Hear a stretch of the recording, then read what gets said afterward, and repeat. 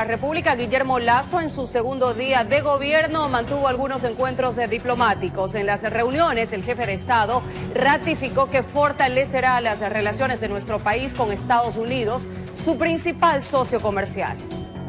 Muy buenos días a todos. La cita tuvo lugar en el Palacio de Carondelet en Quito, junto a varias autoridades. Entre ellos, la embajadora ante la Organización de las Naciones Unidas, Linda Thomas-Greenfield, y el embajador estadounidense Michael Fitzpatrick. Aquí la reunión fue a puerta cerrada. Esto como parte de la intención de la administración actual para fortalecer las relaciones bilaterales con Estados Unidos.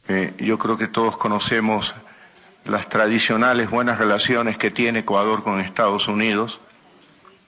Y en nuestro gobierno tenemos el claro propósito de fortalecer aún más esas buenas relaciones con los Estados Unidos. Pero no fue el único encuentro. También recibió al político opositor de Venezuela, Leopoldo López, y a su esposa. El fin, regularizar a 500.000 migrantes venezolanos que viven de manera ilegal en Ecuador. Yo estoy convencido que el presidente Lasso va a ser un constructor de puentes, va a ser un constructor de espacios comunes en América Latina para que podamos nosotros transitar hacia una democracia plena en todo el continente. El jefe de Estado además tiene previsto en las próximas horas mantener reuniones con otras naciones como parte de su agenda de relaciones exteriores, informó Ismenia Solórzano. Y los ministros y demás funcionarios del Ejecutivo aceptaron las normas de comportamiento ético gubernamental que fueron establecidas mediante decreto ejecutivo. En ese sentido, quien incurra, por ejemplo, en nepotismo o mal uso de los vehículos del Estado, incluyendo el avión presidencial, podría ser removido de su cargo. Con el decreto número 4 emitido por el primer mandatario Guillermo Lasso, todos los funcionarios del Ejecutivo, incluyendo el presidente de la República, están sometidos a cumplir normas de comportamiento ético gubernamental. Así, por ejemplo, se determina que los vehículos de las instituciones del Ejecutivo deberán ser utilizados solo para actividades gubernamentales, portar placa y signos distintivos, a excepción de aquellos que por temas de seguridad lo requieran. Dentro del mismo artículo 6 se especifica que los aviones presidenciales serán utilizados únicamente para asuntos de carácter oficial. Y no solo eso, sino que deberán difundir el listado de las personas que viajaron en la nave, describir la carga o equipaje que lleven, como también el propósito, destino y ruta que seguirá el aeroplano. Ahora bien, en un intento por evitar el nepotismo, el artículo 4 refiere que los familiares de los funcionarios del Ejecutivo, hasta el 4º grado de consanguinidad y 2º de afinidad, incluyendo el presidente de la República, no podrán ser contratados para cargo público alguno. Adicional a esas limitaciones se desprende en el decreto el nepotismo en la contratación.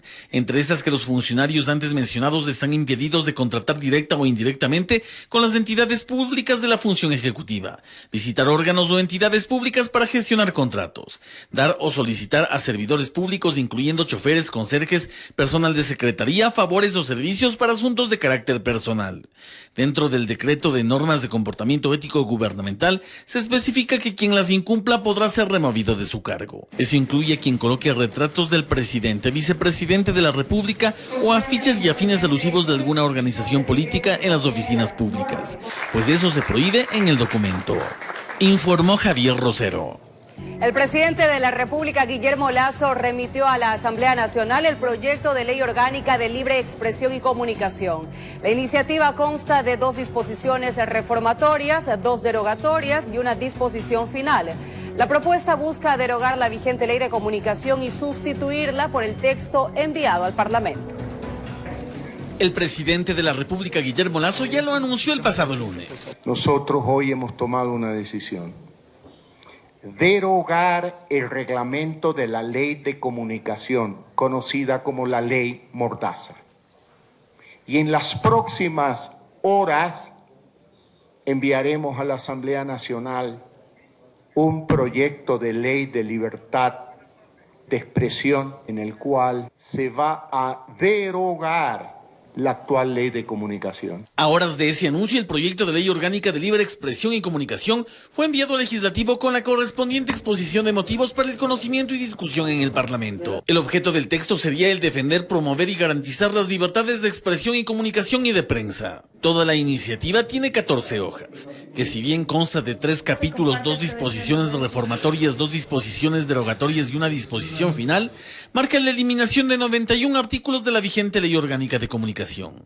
Con ello se busca cambiar el nombre de dicha ley por Ley de Publicidad, Producción Nacional y Espectro Radioeléctrico, pues ese articulado es del que se rescata. En el texto del proyecto de Ley Orgánica de Libre Expresión y Comunicación se plantea la autorregulación de los medios de comunicación, por medio de códigos de ética y políticas editoriales o informativas que deberán difundirse por portales web. También en el documento se mantiene el derecho a la réplica, así como brinda al periodista el derecho a garantizar la independencia en el desempeño de sus funciones, el derecho a mantener el secreto profesional y la reserva de la fuente.